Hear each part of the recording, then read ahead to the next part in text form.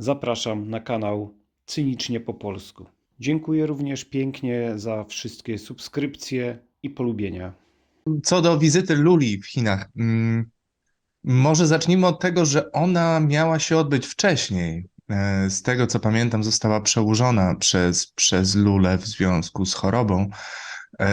I wydaje mi się, że to było forum gospodarcze, czy jakieś forum współpracy brazylijsko-chińskiej, podczas którego zapowiedziano utworzenie tego mechanizmu pozwalającego na prowadzenie wymiany handlowej przy pomocy juana i reala brazylijskiego. Z tym, że warto pamiętać, że to było porozumienie pomiędzy pojedynczym brazylijskim bankiem, to nie największym z tego co pamiętam, a Chinami.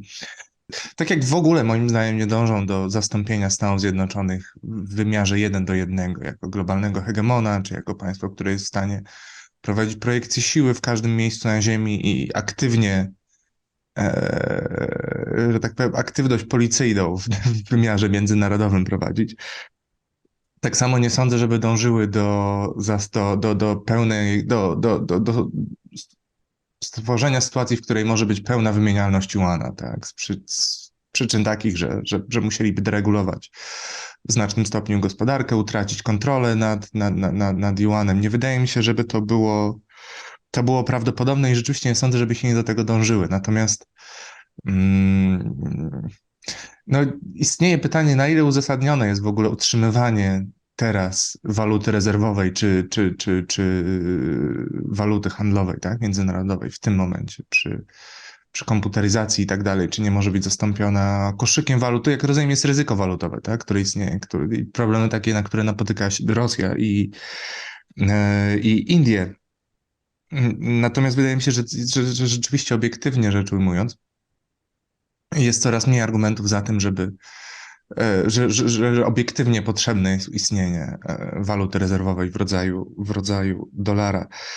Mm, Może wspomnę jeszcze, bo wspomniałeś o przykładach internalizacji juana. Warto wspomnieć, że Bangladesz planuje opłacić część wydatków na budowaną przez Rosjan elektrownię jądrową, czy dwie elektrownie jądrowe w juanie właśnie, z tym, że po raz kolejny jest haczyk, tak jak w przypadku Brazylii i Chin, kiedy okazało się, że jest to jeden bank, tak w przypadku Bangladeszu tylko niewielka część kwoty całkowitej ma być opłacana w juanie. Jeszcze dodając, uzupełniając wątek brazylijski, warto pamiętać, że takie informacje o ustanowieniu mechanizmów wzajemnego regulowania należności w juanie i w realu, takie wątki pojawiały się już w 2008 roku. Tak, w sensie takie triumfalne nagłówki gazet, potem w 2013, no i mimo wszystko to się nie przyjęło. Nie wiem, czy na pewno czytałeś, ja nie wątpię,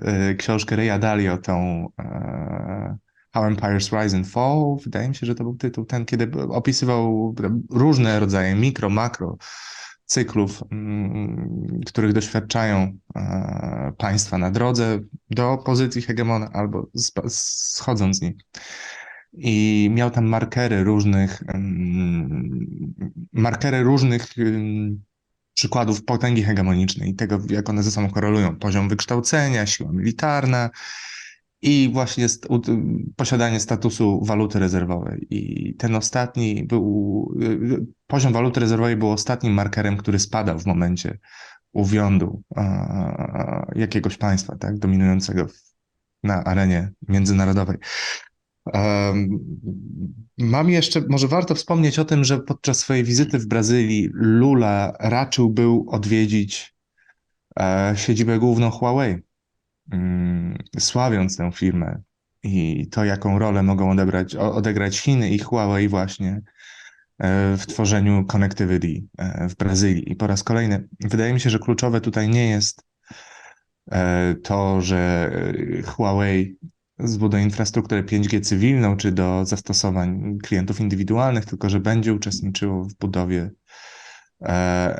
przemysłowego 5G, czy przemysłowego internetu rzeczy. Natomiast sam fakt, że Lula odwiedził tę kwaterę główną, wydaje się dość unikalny. Nie wydaje mi się, żeby często przywódcy państw odwiedzali siedziby główne korporacji. Może jeszcze wybacz, że to jestem troszkę po całej mapie rozrzucony, ale jakiś taki dzisiaj jest dzień. Jeszcze wspomniałbym tylko o tym, że kiedy mówisz o dolarze i o statusie dolara, a my podsumowujemy to, co wydarzyło się w ostatnim miesiącu, to warto wspomnieć o problemach Stanów Zjednoczonych dotyczących ustanowienia limitu, czy właściwie podniesienia limitu zadłużenia rządu federalnego w Stanach Zjednoczonych. Ta telenowela rozgrywa się właśnie, jest dosyć intensywna, może nie trwała od bardzo dawna, jak pamiętam, jak opisywałem Brexit przez te wszystkie miesiące, ale jest bardzo intensywna i po raz kolejny, no w teorii, nie sądzę, żeby tak było w praktyce, ale w teorii według słów Janet Yellen, i myślę, że do Janet Yellen jeszcze wrócimy na tle jej wystąpienia i wystąpienia Jake'a Sullivana, ale według Janet Yellen po raz kolejny ona prawdopodobnie obsługuje również interes partyjny, co jest przykładem problemów, jakie mają Stany Zjednoczone z kohezywnością, ze spójnością wewnętrzną. Ale jej zdaniem może być tak, że już 1 czerwca Stany Zjednoczone przekroczą limit długu i co najmniej ograniczeniu będzie musiało ulec funkcjonowanie rządu federalnego, łącznie z programami socjalnymi, a w teorii, ale ja osobiście bardzo, bardzo wątpię, znaczy jestem pewien, że to się nie wydarzy, ale Stany Zjednoczone mogłyby ogłosić, że nie są zdolne do obsługi długu, zadłużenia zagranicznego. W sensie nie są w stanie płacić odsetek od długu. Wydaje mi się, że to się nie wydarzy, natomiast sam fakt, że ta rozgrywka ma zabarwienie stricte polityczne w Stanach, jest to przecież kolejny przykład ostrych sporów w Stanach pomiędzy demokratami a republikanami. Joe Biden nie życzy sobie jakichkolwiek ustępstw, wymaga się bezwarunkowego podniesienia limitu zadłużenia albo zamrożenia go do marca przyszłego roku. Chociaż nie, wydaje mi się, że do marca przyszłego roku proponują Republikanie. Republikanie gotowi są podnieść ten limit, ale w zamian za znaczące obcięcie wydatków publicznych, w tym programów socjalnych, które są dla Bidena istotne. No i ten wymiar partyjny po raz kolejny nie wróży Stanom dobrze, podobnie jak nie wróży, chociaż tutaj z mniejszą dozą przekonania będę mówił, upadek kolejnego banku, a właściwie dwóch kolejnych, jednego banku i zagrożenia kolejnego. Mówimy tu o kalifornijskim, położonym, wydaje mi się, z siedzibą w Beverly Hills, banku First Republic, który raczył był upaść w zeszłym tygodniu. Wycena akcji może nie spadła tak katastrofalnie jak innych banków, tych, które upadły w marcu czy w kwietniu, w marcu, ale też dość znaczący. Wydaje się, że mechanizm również był podobny. Duże depozyty bogatych klientów i jednocześnie inwestowanie tego banku w papiery dłużne Stanów Zjednoczonych w okresie, kiedy były one bardzo nisko oprocentowane. No i kolejny bank jest też zagrożony, PacWest się nazywa. Amerykanie, to znaczy zarówno prezes, ostatecznie First Republic Bank został przejęty przez JP Morgan Chase. JP Morgan Chase utworzył czy udostępnił linię kredytową First Republic Bank, który był zagrożony w marcu. Ta linia kredytowa wynosiła $70 miliardów. Kolejne $30 miliardów dostarczyły temu bankowi duże banki amerykańskie, takie te systemowe i duże po prostu. Ale jak się okazuje, to $100 miliardów nie pomogło jednak w utrzymaniu tego banku na powierzchni ziemi. W każdym razie po tym, jak bank ten został przejęty przez JP Morgan Chase w ramach transakcji, którą ustawiła, że tak powiem, FDIC, czyli powiedzmy regulator czy ubezpieczyciel depozytów w Stanach Zjednoczonych. Prezes JP Morgan Chase powiedział, że ten etap kryzysu bankowego jest zakończony. Być może tak jest, ale już potem PacWest, kolejny amerykański bank, zaczął szorować po dnie, więc pomimo tego, że wydaje się, że sektor bankowy jest bezpieczniejszy niż był w 2008, jest znacznie lepiej regulowany. Ewidentnie Stany mają jakieś duże problemy z tym. Zacznijmy od friendshoringu i od przeniesienia łańcuchów dostaw z Chin. Marek, tego się nie da zrobić. To nie jest do wykonania.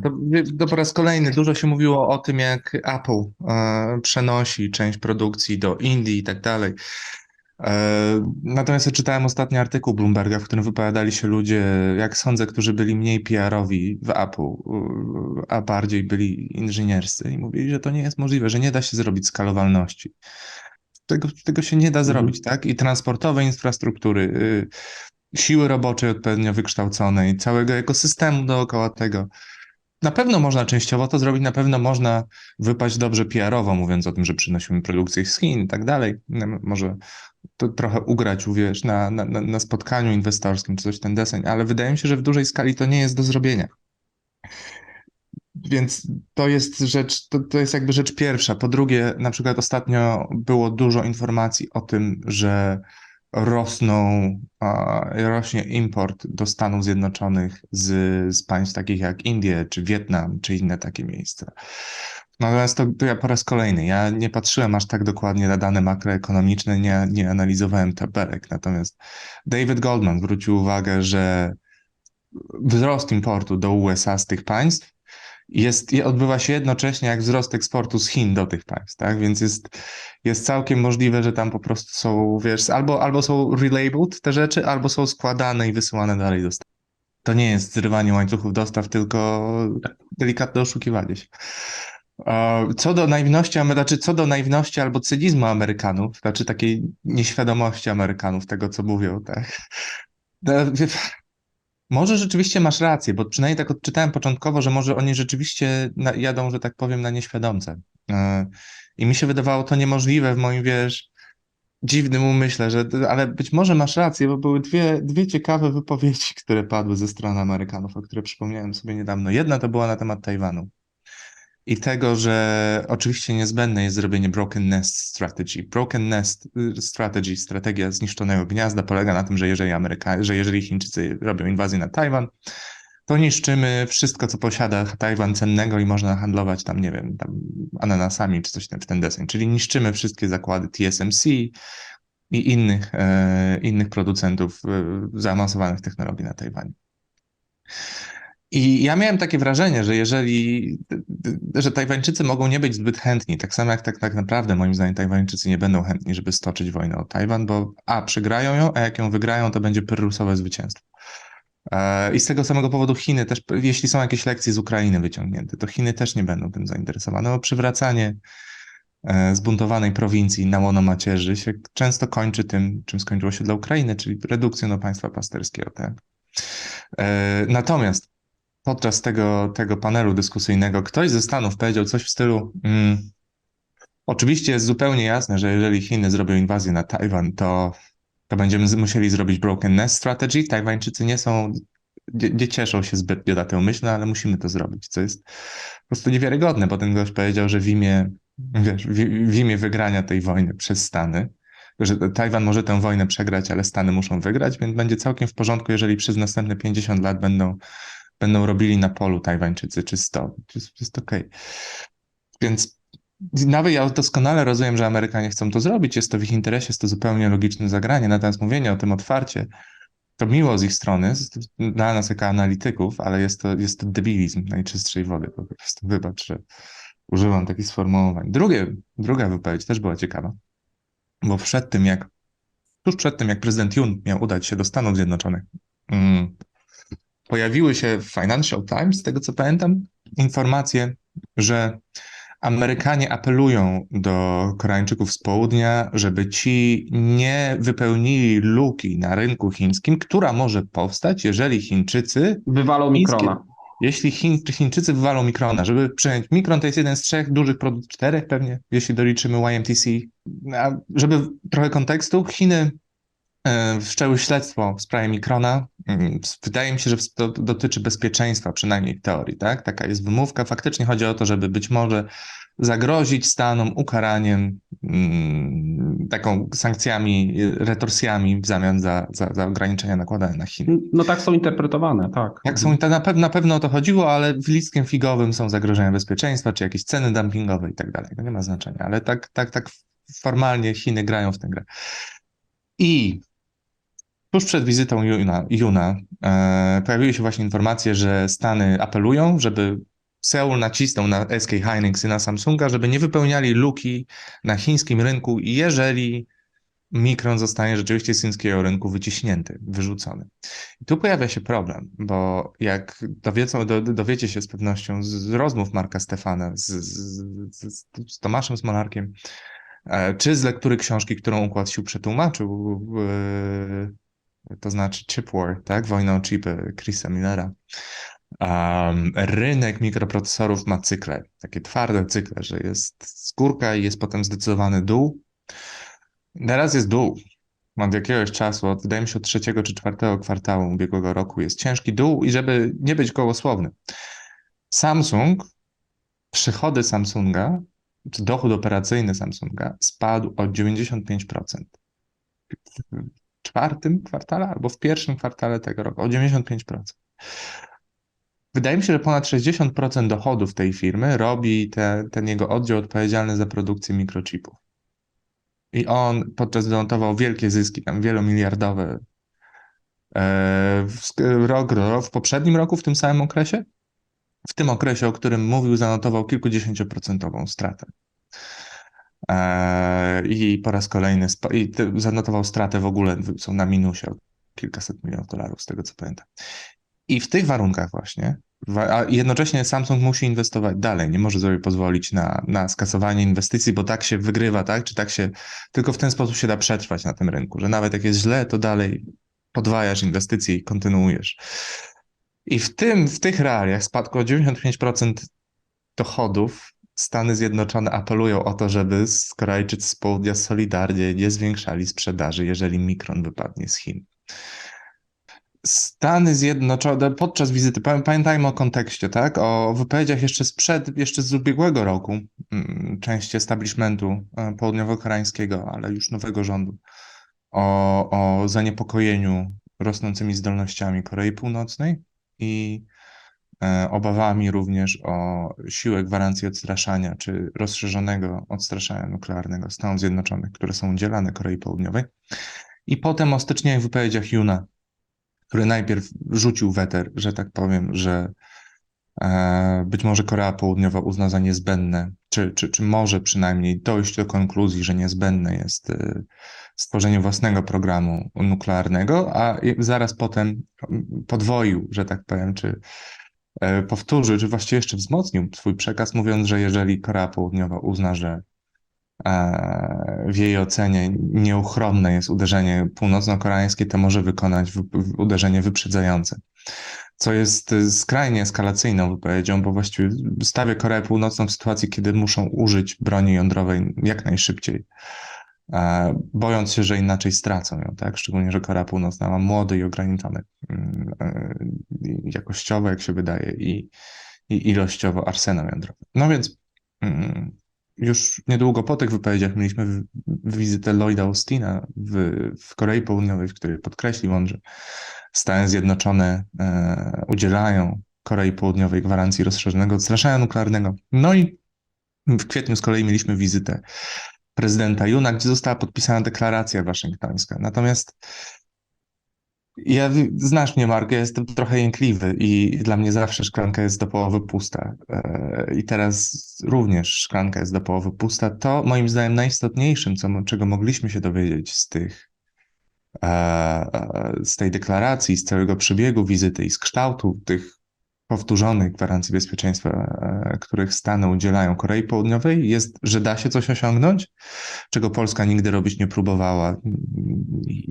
Polskie elity eksperckie nie dotykały tego tematu, internalizując na przykład logikę tego, że pożądana jest stabilność strategiczna, co jest czystym absurdem w relacjach, tak? Szczególnie dla państw klienckich jednego z mocarstw, to jest czysty absurd.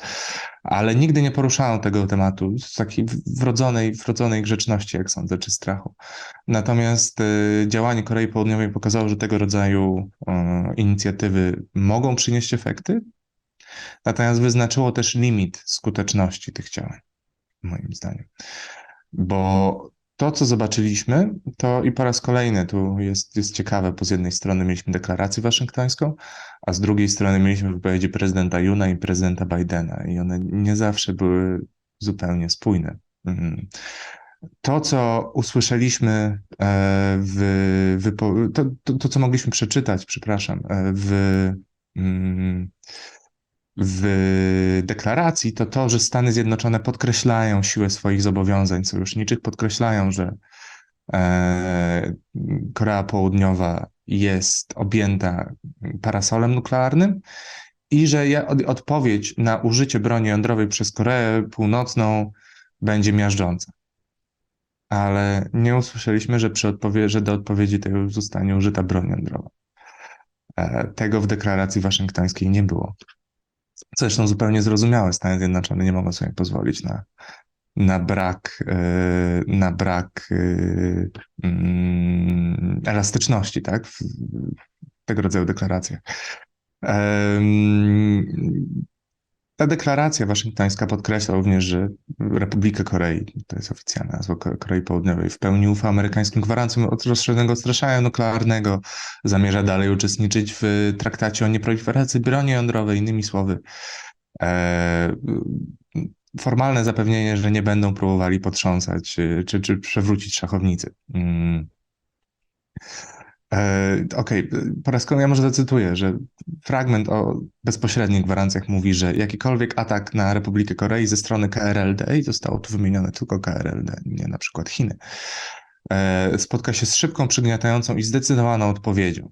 A gwarancje udzielane Korei Południowej zapewniane są pełnymi zdolnościami USA, w tym jądrowymi. Więc to powiedziały Stany Zjednoczone. W deklaracji też tej wspomniano również o zamiarze bliskiej koordynacji polityki odstraszania i polityki reagowania i procedur pomiędzy Koreą Południową a Stanami Zjednoczonymi, o planach przeprowadzenia gier wojennych, które miałyby pomóc w procesie decyzyjnym.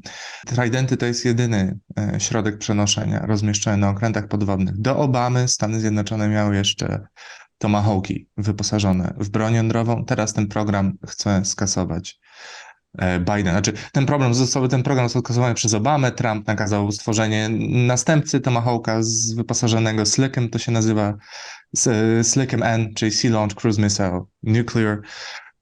I program ten, i to miała być niestrategiczna broń jądrowa, który to program teraz próbuje skasować Biden przy oporach, tak, Kongresu. Tu problem to jest problem i do tego też mówi się o zwiększonej widoczności, bo mają też być samoloty DCA amerykańskie i bombowce strategiczne i tam jakieś te, które są w stanie przynosić niestrategiczną broń jądrową, czyli F-15, F-16 i F-35. Problem z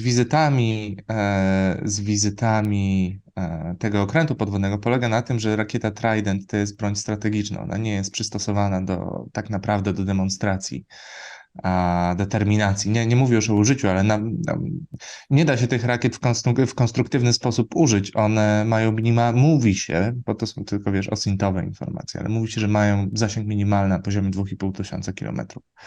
Inaczej po prostu nie da się dobrej, odpowiedniej paraboli stworzyć do użycia ich.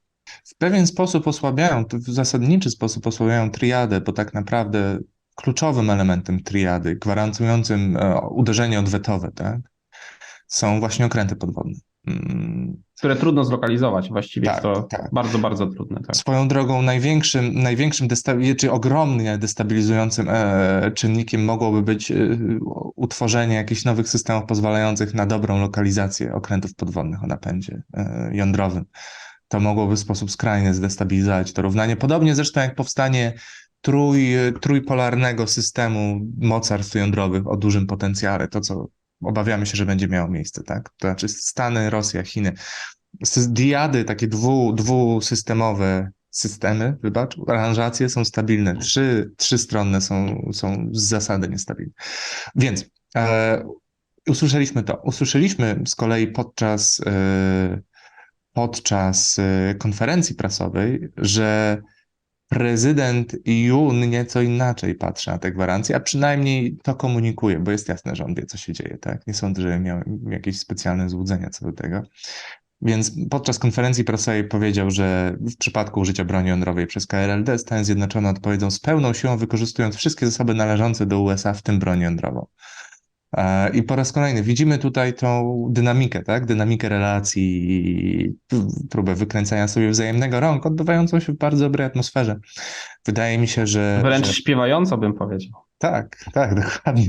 I bardzo szkoda, że polskie elity eksperckie i polityczne obawiają się prowadzenia tego rodzaju gier. Po raz kolejny dla Stanów Zjednoczonych to jest bardzo wygodne posiadać tego rodzaju sojuszników, ale to odbywa się ze szkodą dla interesu narodowego Polski. Natomiast po raz kolejny Usłyszeliśmy również, że Stany Zjednoczone nie planują na powrót rozmyślić na terytorium Korei Południowej broni jądrowej wycofanej z tego państwa w 1991 roku, że nie planują ani w charakterze nuclear sharing natowskiego, ani nawet w takim charakterze, że Stany Zjednoczone utrzymywałyby pełną kontrolę nad arsenałem jądrowym, który mógłby znajdować się na terytorium Korei Południowej. Co z kolei sprawia, że moim zdaniem ta dyskusja nie umrze. Być może on potrzebował sukcesu politycznego, być może wiedział, że nie może na razie bardziej eskalować, być może chciał sprawdzić, co może dostać. Ale dyskusje na temat broni jądrowej nie zakończą się, czego najlepszym przykładem jest niedawna wypowiedź urzędnika, który pracuje w południowo-koreańskim MON-ie, który powiedział, że dla Stanów Zjednoczonych dobrze byłoby użyć broni jądrową w odpowiedzi na użycie broni jądrowej przez Rosję na Ukrainie, dlatego że to wzmocni gwarancję i wiarygodność gwarancji Stanów Zjednoczonych i może sprawić, że Korea Południowa będzie mniej zainteresowana wejściem w posiadanie własnej broni jądrowej, co oczywiście ja rozumiem, co oni robią, ale to jest śmieszne, bo Stany Zjednoczone nie użyją broni jądrowej ani na Ukrainie, ani moim zdaniem nie użyją jej w ogóle w ramach rocznego odstraszania nuklearnego. Ja już nie wierzę w te gwarancje. Nigdy nie powinno, to nie to, że Stany zrobiły Zjednoczone coś złego, czy to niemiło z ich strony, po prostu byłoby nieracjonalne, tak? Wiesz, ja tak patrzyłem nawet na to z cyklu kontrowersyjnych opinii, patrzyłem na to, bo myślimy o tym, na pewno wiesz, w układzie sił myślicie i my w Strategy and Future myślimy o tym, jak mogłyby wyglądać gwarancje udzielone Ukrainie przed szczytem NATO w Wilnie, żeby umożliwić zakończenie, czy zamrożenie pewnie realnie biorąc konfliktu na Ukrainie. I wiesz, coraz bardziej mi się wydaje, że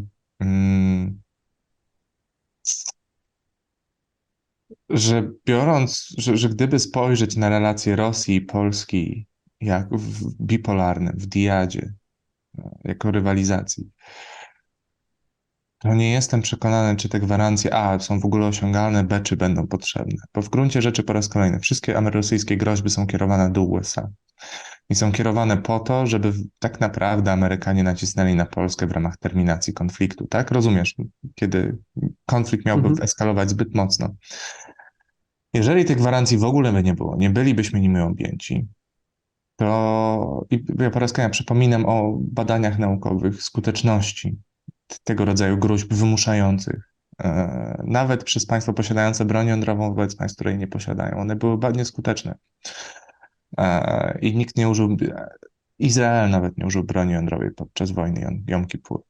Natomiast uczestniczenie czy ujęcie tego w szerszym systemie sojuszniczym, w którym dostajemy gwarancję bezpieczeństwa od Stanów Zjednoczonych, w gruncie rzeczy obraca te gwarancje przeciwko nam. To jest, rozumiesz, to jest dosyć obrazobórcza teza z mojej strony, ale otwiera nas na ryzyko, że Amerykanie, obawiając się eskalacji wciągnięcia w wojnę jądrową, mogą wymuszać terminację konfliktu na nas, w gruncie rzeczy. Nie jestem przekonany, czy w interesie Ukrainy jest przeprowadzenie tej ofensywy. Na pewno jest gonienie królniczka, zapowiadanie go, ale wiadomo, że powszechnie uznaje się, że po tej, szczególnie na Zachodzie, że moment, kiedy ta ofensywa się zakończy, to będzie ten moment, w którym wreszcie będzie można przejść do rokowań pokojowych, tak? Bo prawdopodobnie ona nie przyniesie jakichś przełomowych skutków w tą ani w tamtą stronę i wtedy będzie quod erat demonstrantum, że osiągnięcie celów politycznych środkami militarnymi nie jest już możliwe, w związku z czym wreszcie można zacząć rozmawiać. No ale no wiesz, po raz kolejny to będzie to będzie rozwiązanie, w którym Ukraina będzie musiała przełknąć dość gorzkie warunki, tak? Czy przyjąć prędzej, czy później prawdopodobnie. Ciekawe, co będzie, co stałoby się, gdyby rzeczywiście Chiny mogłyby aktywnie zaangażować się w ten proces, chociaż wydaje mi się, że teraz to się nie wydarzy, tak? Tak jak wspominaliśmy. Wydaje mi się, że mogłoby do tego dojść, kiedy Stany Zjednoczone jakoś zaakcentowałyby brak gotowości do dalszego wspierania Ukrainy. Pamiętajmy, że sytuacja gospodarcza w Stanach nie jest pewna. Oni zanotowali 1% wzrostu, 1,1, a mają kryzys bankowy, wydaje się. Gdyby ta ofensywa nie przyniosła efektów, no i wreszcie mamy to, o czym mówiłeś dzisiaj, znaczy sytuację na rynku energii w Europie. I na tym tle decyzje Niemiec, tak? Tak, to może zakończmy tą informacją, bo ona jest też bardzo ciekawa. Tylko jeszcze powiem, że wtedy, wiesz, po raz kolejny, wtedy Chiny być może, wiedząc, że Ukraina już nie może liczyć na na to, że jej warunki uniemożliwiające rozmowy z Rosją, takie jak wycofanie się z Doniecka, Ługańska czy z Krymu, wiedzą, że nie muszą zostać spełnione, bo Chiny mogą uczestniczyć w odbudowie Ukrainy, wtedy może pojawi się furtka dla uczestnictwa Chin w tym. Natomiast to zawsze jest problem, jeszcze mówiąc do rachunku strategicznego, kiedy system, wiesz, to jest wojna systemowa. Gdyby Chiny uczestniczyły w jej zakończeniu, a nie Stany Zjednoczone, które nie tylko, wiesz, nie miały deterrence failure na Ukrainie, ale też nie byłyby w stanie jej zakończyć w sposób kreatywny po tym, jak nie były w stanie wpłynąć na sytuację na Bliskim Wschodzie. Nie jestem pewien, czy to dobra optyka dla USA.